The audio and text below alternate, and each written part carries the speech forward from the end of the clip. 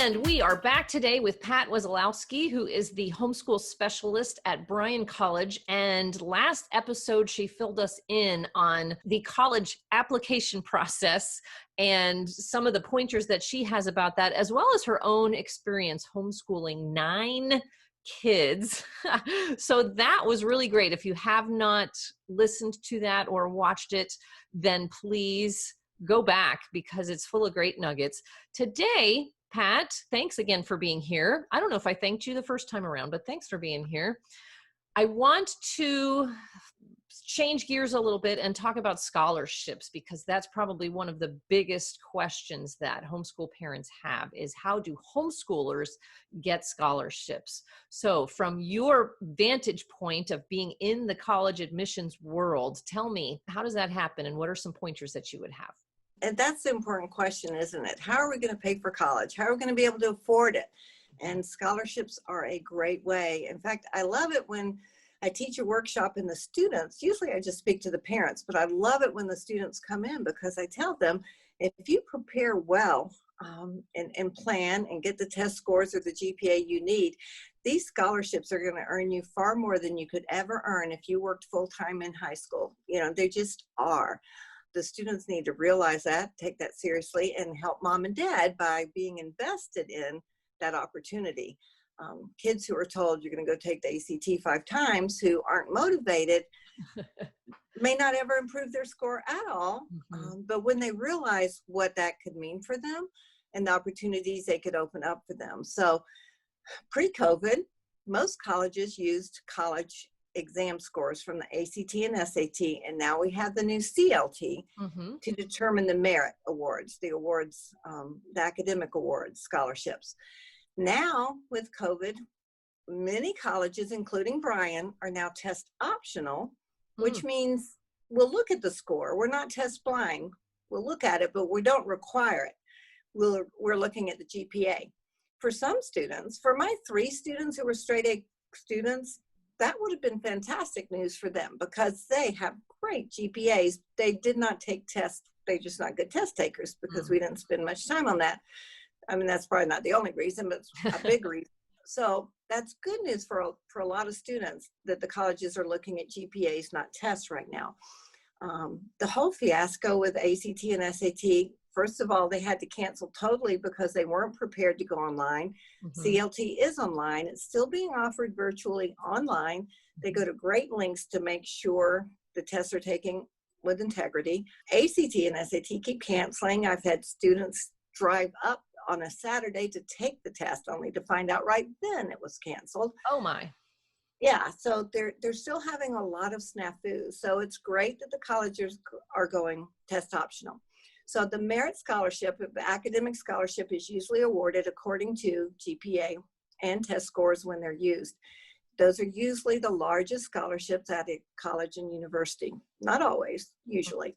Next would probably come the athletic scholarships. One question you want to ask if you have an athlete, especially if you have an athlete with a high GPA, is if those test scores stack. At Bryan College, they do. So you can get a merit scholarship and you can get an athletic scholarship and they go together. Some colleges, they don't stack. So here's a sad story, but I think this will help parents a lot. When your child is 18, colleges can talk to your children and they can enter into agreements and make transactions without your permission or your knowledge. You need to tell your kids, it's fine if they independently go on visits and they talk to people, but tell them to talk to you before they sign any papers.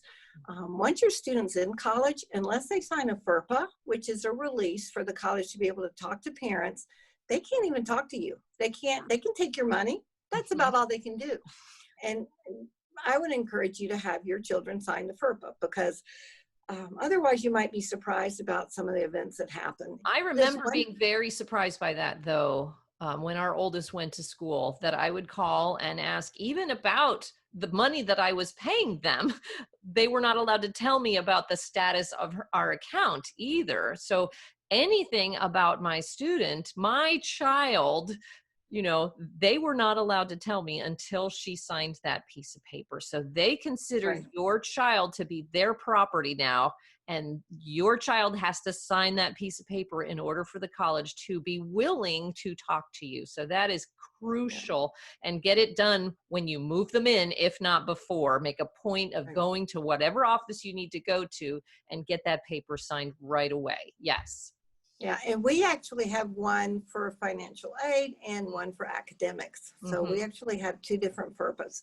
Yeah, I was surprised by that too. And that's a federal law. It's not the college or the university's choice. So be aware of that. But this one young man, homeschooled student, did very well academically, but also very gifted athletically. He went to visit the college he loved on his own. He was 18. They signed him as an athlete, offered him a scholarship, signed the papers, all excited, came home, talked to his parents, and they said, or they found out that academic and athletic scholarships do not stack at that school, but he got a full ride. He would have had a full ride academically as well.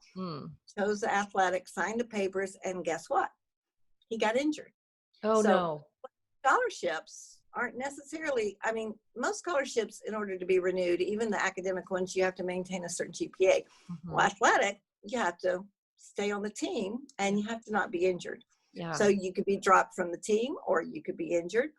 So this young man lost his scholarship, and they called him into an office and said, well, no problem. We'll loan you lots of money. Sign these papers. He signed these papers without talking to his parents. Oh, no. He didn't make it through that semester. He went home. He felt very bad about the whole situation. And the next fall, he goes, okay, let's get another college. Let's make this right. Let's get going. And found out he could not even apply to another college until he paid off the debts that he had signed at the previous college that he did without his parents being there. He was 18. So a lot of heartache, a lot of learning, a lot of making up for some lost time that could have been avoided. But, you know, parents don't know, kids don't know. It's wise to be aware of what all needs to take place, can take place, and the FERPA, the forms you need, so you can help guide your student. So if the athletic and academic scholarships don't stack and your student can get as much academically as athletically, chances are they're going to maintain that scholarship easier than they would maintain an athletic scholarship. So those are some questions you want to ask. A lot of colleges do now have a homeschool scholarship. Bryan College does. I say a lot, probably not a lot, but more, right? More than before. So that stacks here. We have music and theater scholarships. Music, you have to either be a music major or a music minor music. Theater, you just have to be willing to perform. So they're different scholarships your students can get at different universities. If you ever apply for an independent scholarship, and there are a lot of those, always create a new email address that you only use for scholarships, because you will be inundated with a million offers. I think they sell your names, all of them. So you really get a lot of information when you do that. So there are independent scholarships, and then every state, almost every state, has grants tied usually to the lottery, and they have their own hoops you have to jump through as well. In Tennessee, we're working on legislation to change this, and it might have happened this year, I'm not sure. Tennessee, a homeschool student cannot get the HOPE grant without an ACT or SAT score. They won't look at the GPA. So during this time, I wrote to them, I said, what are you doing? Because some of these kids aren't even being able to take the test. Well, they're letting them come this semester, either dual enrollment or as students, and take the exam, and it be retroactive, and we'll provide the grant. There are 3 grants. In addition to the dual enrollment grant, there are 3 grants in Tennessee a lot of families aren't aware of. But if your student qualified for all 3, they get $8,000 more a year, renewable every year, just from the state. Wow. So that's, you know, Bryan dropped their tuition 40%. So we are less expensive than every college in Tennessee but one. So if you couple that with the other grants, it makes college quite affordable. That is awesome. That is good. Well, what about the FAFSA? Yeah, so that's a free form you fill out to get federal aid. Don't make the mistake I made. The first time I ever did that, I thought I found the FAFSA website, but it wasn't .gov, and I didn't realize it. And at the end, after I answered all these questions, it said, okay, now give us $35 and we'll file your form. Oh And my then goodness. I realized, oh, I've been scared. So I'd go back and do it over. It's easier now than it was years ago. When my first daughter came to Bryan, I told them, I said, I'm not going to fill out the FAFSA because we don't want federal aid. I was told you have to fill it out anyway. We use it for our scholarships. So even if you're not going to accept federal aid, your university will more than likely, I think there's only 2 that I know of that don't require you to fill out the FAFSA. We do use it here at Bryan for additional need for students. So it's beneficial to them and it helps them have that. So now that's changed. You fill that out October of your student's senior year. In the past, it was January. And in the past, it used the previous year's income. Now it uses the year before. So that's changed. You don't have to fill it out in October, but oftentimes money is first come, first serve. There's limits. So you want to fill it out as soon as you can. So if you can get it done in October, it's best to be done.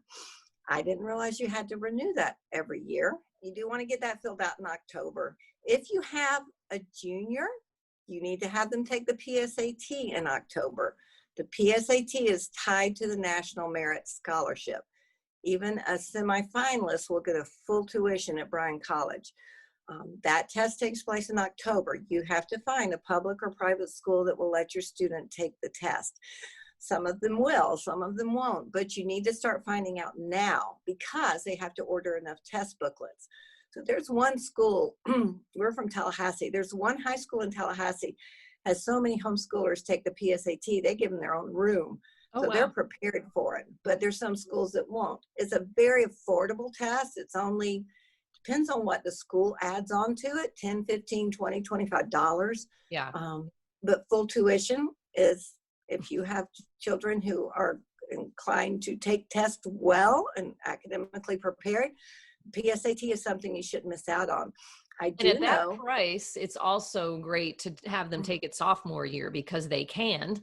And at that price, it's a great way to practice taking a standardized test. So you just call the local school and see if they can add you to their list to take it and find out how much you should bring on the day of the test and when to show up and where to show up. And it's a done deal. It's one Wednesday in October, though, usually the second Wednesday, but don't quote me on that every year. So you do need to call the school probably sometime in September, early September, to get that set up.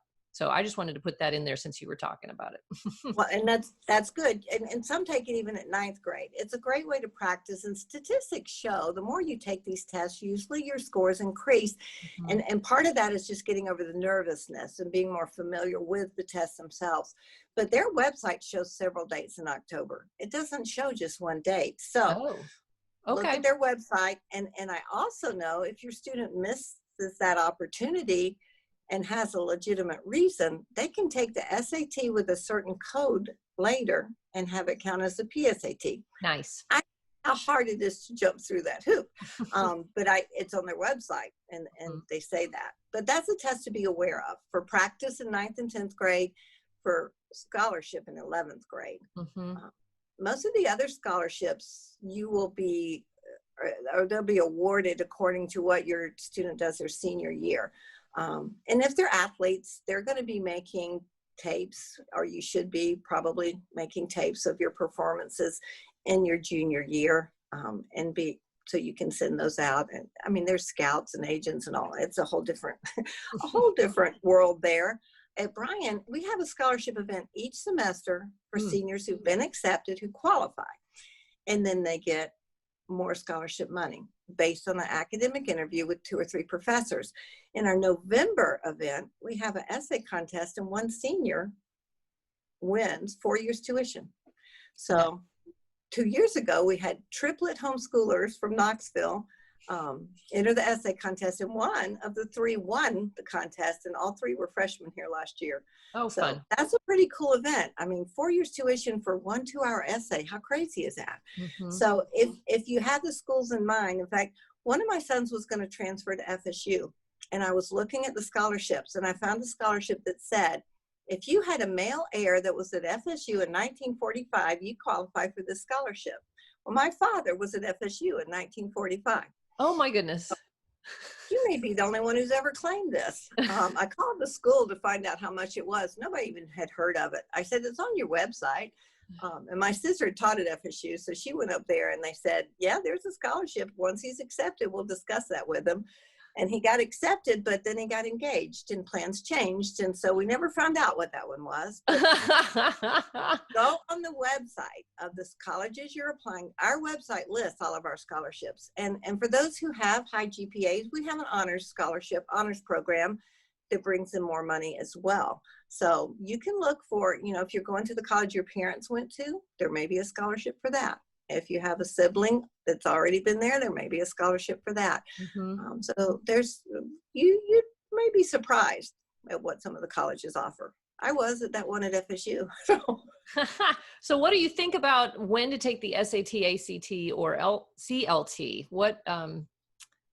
How early should they be taking those in, junior, middle school, or what do you think?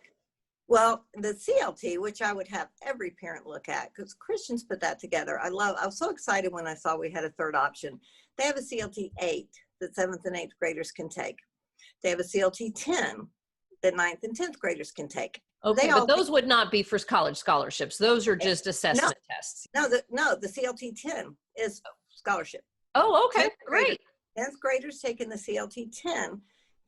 Then they award scholarships. I just looked at the list recently, and there was a couple of kids I knew here in Tennessee who earned it. I think it might be $2,500. Love it. So, yeah, and I think they offer the CLT at least 3 times a year at home. It is free, but you can pay, I think maybe it was $27 and get the analytics from every test. Fun. So if they take the CLT 3 times, they would get that for all 3 tests for that one price. And that would also help them see where they're weak, where they need to improve, what they need to work on. Mm-hmm. Definitely start taking this test by at the latest 11th grade. Don't wait till your senior year, because that's when you're going to be offered the scholarships, and people, you're going to have those scores requested. Your senior year might be a lighter year for you. You might be able to prep more for those tests and raise your scores. Now at Bryan, we will award your scholarship according to the highest test score. Before we would test optional, the highest test score you got until you came to school that fall. Even if you come to Bryan and you major in education, you have to have a 23 ACT. I think I don't know if that's state or federal requirement. And students can even come to Bryan and continue taking the ACT as a college student to get that score to get into the education major. So I thought all those tests ended by college, not necessarily. Some colleges super score, and that means they'll take the highest score from one portion, no matter the date. So if you got a really high math portion in September and a really high English portion in April, they're going to put those high portions together and get you a high score. We super score the SAT. That's an advantage. Most kids in Tennessee only take the ACT.